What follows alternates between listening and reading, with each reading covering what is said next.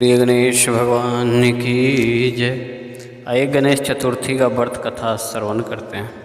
सतयुग काल में एक परम प्रतापी पृथक नामक राजा हुए। राजा इतने महान थे कि उन्होंने 100 यज्ञ संपन्न किए हुए थे। उन्हीं के राज्य में दयादेव नामक एक ब्राह्मण रहा करते थे।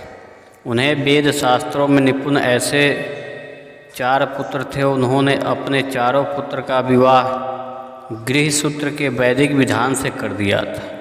एक दिन उनकी 4 पुत्र वधुओं में से सबसे ज्येष्ठ पुत्र वधु ने अपनी सास से कहा, हे सासू माँ, मैं अपने बालकाल से ही संकट नाशन श्री गणेश का व्रत करते आई हूँ। मैंने अपने पिता गृह में इस पुण्यदायक व्रत का अनुष्ठान किया था। अतः हे कल्याणी, आप मुझे इस शुभ फलदायक व्रत का अनुष्ठान करने की अनुमति प्रदान करें।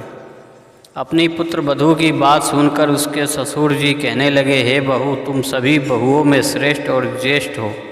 तुम्हें यहाँ किसी प्रकार का कष्ट नहीं है और ना ही तुम भिक्षुणी हो। अतः तुम ऐसी स्थिति में किस कारण से व्रत अनुष्ठान करना चाहती हो? हे सौभाग्यवती, यह समय तुम्हारे उपभोग का है। यह गणेश जी कौन है? फिर तुम्हें और करना ही क्या है? अपने ससुर के आग्रह से पुत्र वधू ने श्री गणेश जी के संकट नाशक व्रत का त्याग किया और अपने घर संसार में लीन हो गई।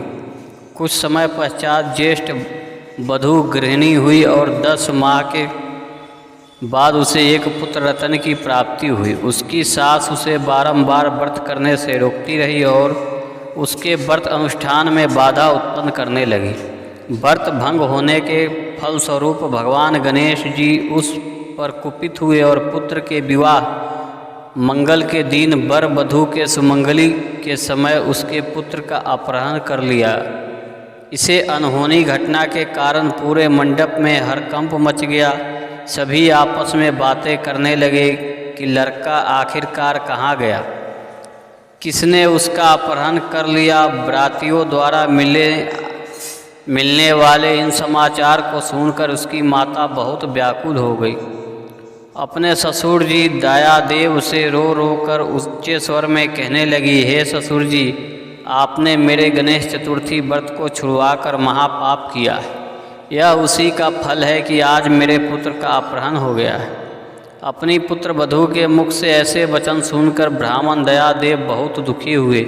साथ ही साथ अपने पति के अपहरण की बात सुन होने वाली पुत्र वधू भी बहुत दुखी हुई। अपने पति के वियोग में दुखी पुत्र वधू प्रति माह भगवान श्री गणेश जी की संकट नाशन गणेश चतुर्थी का व्रत करने लगे। एक समय की बात है, भगवान गणेश जी ने वेदक और दुर्लभ ब्राह्मण का वेश धारण कर उस पुत्र वधू की परीक्षा लेने हेतु भिक्षा मांगते हुए उसके द्वार पर पधारे। ब्राह्मण वेशधारी भगवान श्री गणेश ने उच्च स्वर में कहा, हे पुत्री, मुझे भिक्षा स्वरूप इतने भोजन का दान दो कि मेरी क्षुधा तृप्त हो जाए।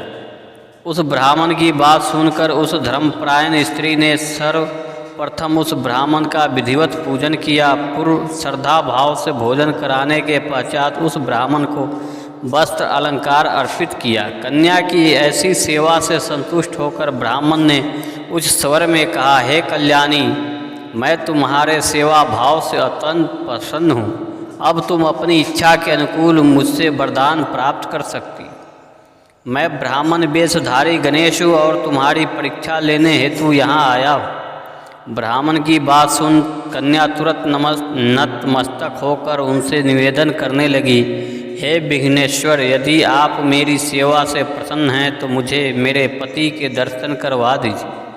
कन्या की याचना सुनकर गणेश जी ने कहा, हे मधुर भाषिणी, जैसा तुम चाहती हो वही होगा। तुम्हारा पति तुम्हें अवश्य मिलेगा। कन्या को इस प्रकार मनोवांछित वर प्रदान कर भगवान गणेश जी अंतर्ध्यान हो गए। कुछ ही समय पश्चात कन्या का पति पुनः अपने घर वापस आ गया। यह देख सभी बहुत प्रसन्न हुए। सभी स्वजनों की उपस्थिति में विवाह कार्य विधि विधान में से संपन्न किया गया। इस प्रकार जो भी मनुष्य पूर्ण श्रद्धा भाव से भगवान श्री गणेश जी का ज्येष्ठ माह की संकष्टी चतुर्थी व्रत अनुष्ठान करता है, उसकी सभी मनोकामनाएं सिद्ध होती है। प्रेम से बोलिए गणेश भगवान की जय।